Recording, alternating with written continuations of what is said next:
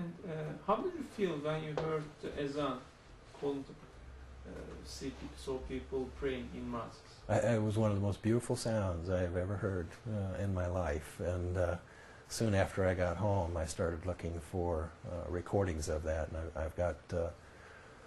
I have one CD that starts with the call to prayer, and then there are recitations from the Quran that follow it. So aesthetically I thought it was very, very beautiful, very pleasing. The people in prayer, to me, represents, again, you know, putting feet on your words, doing deeds as opposed to just talking about it. I think it takes a tremendous amount of dedication to pray 5 times a day, and to make it to the mosque especially, to pray.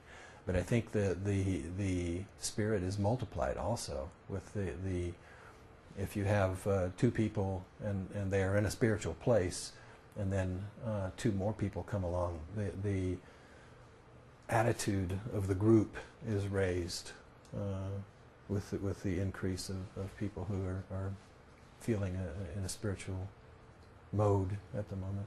What did you think about the spiritual? What did you feel when you first entered a mosque? Very holy, very wonderful. God is here. And a few days ago, unfortunately, a French newspaper published a caricature about Prophet Muhammad, peace upon him, depicting him as a bomb, which created a big disappointment in the Muslim world. What's your reaction about that? I had not heard about that, and I read the article in the 100%. But that still doesn't mean that you can't yell fire in a crowded audience, in a crowded theater. I thought it showed extremely bad taste and insensitivity to other people's beliefs. And I don't think, I did read this morning that in general the American public does not like this kind of treatment, these kind of cartoons. And I think that if the role were reversed and it were Jesus that were portrayed in these derogatory ways, that there would be an outrage never heard before. So I have one letter written to the editor of the Oklahoma Gazette, and I need to go back after I've put some thought into it and finish that up. But my intention is to write a letter to the editor of the Gazette expressing my dismay at this kind of insensitivity and poor choices. What do you plan to write in your letter for regarding this caricature? I think everything that I just mentioned. You know, I support. I was in the Marine Corps for 4 years, in 1972 and 1976, and being in that place at that time meant that I was willing to offer my life for the United States Constitution and the Bill of Rights. And those are not just, you know, American values. Those are not just values in the United States. These are worldwide values. Everybody wants to have the freedom of speech, but you still have to exercise good choice. You know, this was so insightful. You know, why would you pour gasoline on a smoldering fire? Just absolutely insane. You know, this is not dialogue. This is diatribe, or this is you know, polemics. This is not going to help anything. This is going to cause great harm.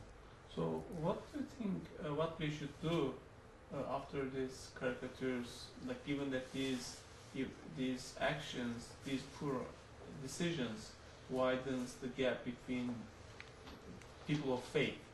What are the actions that the faithful people should take following these poor choices? I would like to see the heads of all the major religions, first of all, denounce that kind of, officially denounce those cartoons.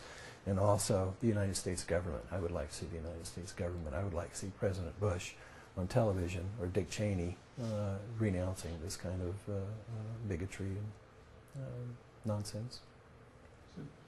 And if you had a chance to meet with Fethullah Gulen, what would you want to tell him? What would be your message? Oh, thank you. Count on my support.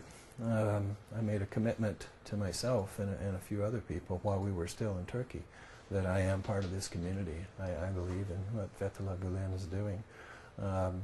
I have something of a relationship with Barbara Boyd, back and forth a couple of times after we got back, and I know that she is sponsoring a Gulen conference in November, and I want to make sure that I'm involved and helping in that. And I found out quite by accident that she and her husband Tom have met with Fethullah Gulen, and her words were, to look into his eyes is to look into the eyes of Christ or Buddha. You know, he's just such a beautiful, beautiful man, and I would hope to do that someday. What was your expression or understanding based on the verse of Mrs. Barbara Boyd about Fethullah Gulen? What did you understand from her understanding? Well, I think it was more affirmation. I trust Barbara because I know Barbara a little bit. Affirmation that what he speaks of, he believes. What he speaks of, what he teaches, he believes. I know he has studied Sad Nursi, and I would also like to as a religion major, I probably do graduate work in theology is the most likely course for me, and I would like to be able to study some of Nursi's writings as well. And you mentioned that you'd like to, if you had a chance, you'd like to meet with him also. I mean, what are things that you would like to ask him also?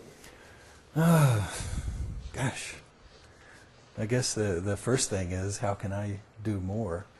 But I really know the answer to that already. I would quite seriously probably be dumbfounded and not have a clue as to what to ask. I see. Okay. And is there anything that you want to share with us beyond these questions? Oh, thank you for doing the work that you're doing. Thank you for inspiring me to continue my work in this area. And I think together, you know, you tell two people and I'll tell two people and maybe they'll tell two people, and one of these days we'll change the planet. Thank you very much. Thank you. Thanks.